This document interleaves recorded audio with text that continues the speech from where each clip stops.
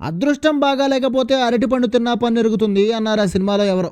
అయితే ఆ సామెతకి ఈరోజు యూపీ వారియర్స్ 100% న్యాయం చేసింది. ఏదో దురదృష్టం దున్నపోతులా కుమ్మినట్టు, దరిద్రం నెత్తినెక్కి డాన్స్ చేసినట్లు ఈరోజు గుజరాత్ చేతిలో దారుణంగా ఓడిపోయింది. దానికి తోడు ఒకే ఒక్క బ్యాటర్ చేసిన ఒకే ఒక్క తప్పుతో ఈరోజు యూపీ వారియర్స్ ఓడిపోయింది గుజరాత్ చేతిలో. ఎంత స్లో పిచ్ అయితే మాత్రం మరీ బాల్ని టైమింగ్ చేయడానికే బ్యాటర్లు వణికిపోవాలా?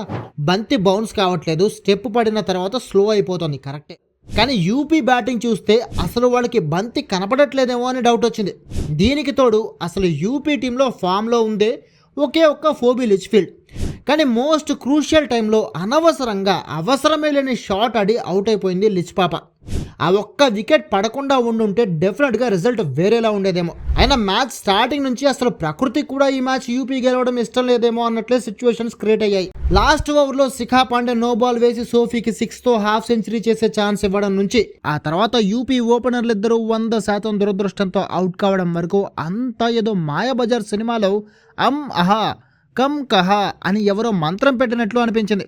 పాపం ఓపెనర్ కిరణ్ నవగిరితో పాటు కెప్టెన్ మెగ్లానింగ్ అవుట్ అయిన విధానమే అందుకు పెద్ద ప్రూఫ్.